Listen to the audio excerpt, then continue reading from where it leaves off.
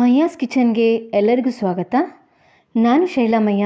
ಇವತ್ತಿನ ಹೊಸ ರುಚಿಯೊಂದಿಗೆ ಇವತ್ತೊಂದು ಮೃದುವಾದ ಬೆಳಗಿನ ತಿಂಡಿಯ ರೆಸಿಪಿ ಜೊತೆ ಬಂದಿದ್ದೇನೆ.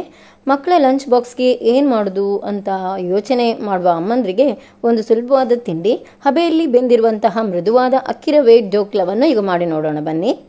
ಇಲ್ಲಿ ನಾನು ಒಂದು ಲೋಟ ಆಗುವಷ್ಟು ಅಕ್ಕಿ ರವೆಯನ್ನು ತಗೊಂಡಿದ್ದೇನೆ. ಅದನ್ನು ಒಂದು 2 ಸಲ ಹೀಗೆ ಚೆನ್ನಾಗಿ ನೀರಿನಲ್ಲಿ ತೊಳೆದು ಆ ನೀರನ್ನೆಲ್ಲ ಬಸಿದು ಸ್ವಲ್ಪ ನೀರು ಹೀಗೆ ಇಡುವ ಹಾಗೆ ನೆನೆಯಲಿಕ್ಕೆ ಬೇಕಾದಷ್ಟು ನೀರನ್ನು ಸ್ವಲ್ಪ ಇಟ್ಕೊಂಡು ಹಾಗೆ ಇಟ್ಕೊಳ್ತೇನೆ.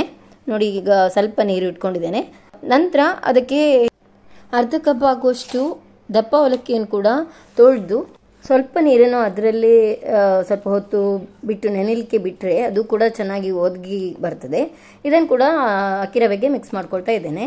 ಈಗ ಇವೆಲ್ಲವನ್ನು ಸ್ವಲ್ಪ ಹೊತ್ತು ಬಿಟ್ಟು ಅದಕ್ಕೆ ಚೆನ್ನಾಗಿ ಮಿಕ್ಸ್ ಮಾಡಿ ಅದಕ್ಕೆ ಕಟ್ ಮಾಡಿ ಇಟ್ಕೊಂಡಂತಹ ಕೊತ್ತಂಬರಿ ಸೊಪ್ಪು ಮತ್ತು ಹಸಿಮೆಣಸು ಅದನ್ನು ಸಣ್ಣ ಸಣ್ಣದಾಗಿ ಕಟ್ ಮಾಡಿ ಇದಕ್ಕೆ ಹಾಕೊಳ್ತಾ ಇದ್ದೇನೆ.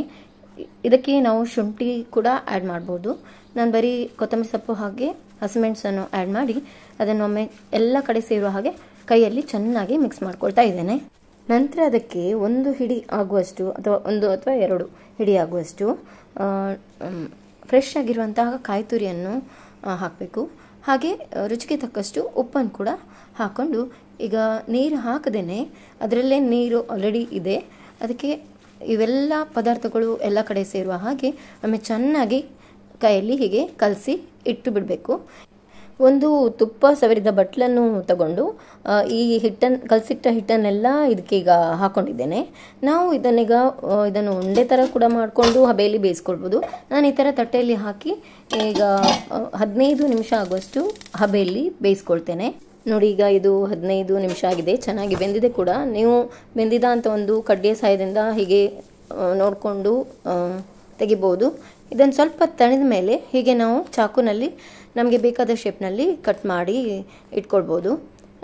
ಈಗ ನೋಡಿ, ಇದು ಚೆನ್ನಾಗಿ ತೆಗಿಲಿಕ್ಕೆ ಬರ್ತದೆ ತಣಿದ ಮೇಲೆ. ತುಂಬ ಸಾಫ್ಟ್ ಕೂಡ ಆಗಿದೆ, ನಿಮಗೆ ಕಾಣ್ತಾ ಇರ್ಬೋದು.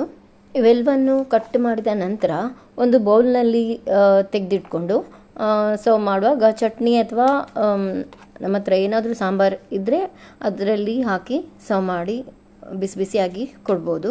ತಣ್ಣ ಮೇಲೆ ಇದು ಸಾಫ್ಟಾಗಿ ಚೆನ್ನಾಗಿ ಇರ್ತದೆ. ಬೆಳಗಿನ ಗಡಿಬಿಡಿಗೆ ದೋಸೆ ಹಿಟ್ಟು ಇಲ್ಲ, ಇಡ್ಲಿ ಹಿಟ್ಟು ಇಲ್ಲ, ಚಪಾತಿ ಮಾಡುವಷ್ಟು ಟೈಮ್ ಇಲ್ಲ ಅಂತ ಇದ್ದರೆ ಈ ರೆಸಿಪಿ ಒಮ್ಮೆಯನ್ನು ಟ್ರೈ ಮಾಡಿ, ತುಂಬ ಚೆನ್ನಾಗಿರ್ತದೆ.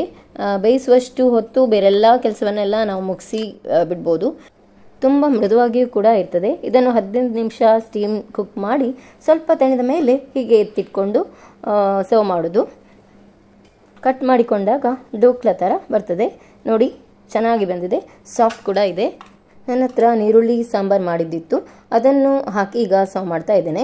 ಬೆಳಗಿನ ಗಡಿಬಿಡಿಗೆ ಬೇಗನೆ ಆಗುವಂತಹ ಒಂದು ರುಚಿಯಾದ ಅಕ್ಕಿ ರವೆ ಡೋಕ್ಲಾ ಕಡಿಮೆ ಇಂಗ್ರೀಡಿಯೆಂಟ್ಸ್ನಲ್ಲಿ ಬೇಗನೆ ರುಚಿಯಾಗಿ ಮಾಡ್ಕೊಳ್ಬೋದು. ಮಕ್ಕಳಿಗೆ, ದೊಡ್ಡವರಿಗೆ ಎಲ್ರಿಗೂ ಇಷ್ಟವಾಗುವಂತಹ ಒಂದು ರುಚಿಯಾದ ತಿಂಡಿ. ಎಲ್ಲರೂ ಖಂಡಿತವಾಗಿಯೂ ಟ್ರೈ ಮಾಡಿ ರುಚಿ ಹೇಗಿತ್ತು ಅಂತ ಹೇಳಿಕೆ ಮರಿಬೇಡಿ. ಈ ವಿಡಿಯೋ ನಿಮಗೆ ಖಂಡಿತವಾಗಿಯೂ ಇಷ್ಟವಾಗಿದೆ ಅಂತ ಭಾವಿಸ್ತೇನೆ. ಇಷ್ಟವಾದಲ್ಲಿ ಒಂದು ಲೈಕ್ ಹಾಗೆ ಶೇರ್, ಹೊಸಬರಾಗಿದ್ದರೆ ಸಬ್ಸ್ಕ್ರೈಬ್ ಮಾಡಲಿಕ್ಕೆ ಮರಿಬೇಡಿ ಅಂತ ಹೇಳ್ತಾ ಮುಂದಿನ ಸಂಚಿಕೆಯಲ್ಲಿ ಭೇಟಿ ಆಗ್ತೇನೆ. ಅಲ್ಲಿವರೆಗೂ ಟೇಕ್ ಕೇರ್.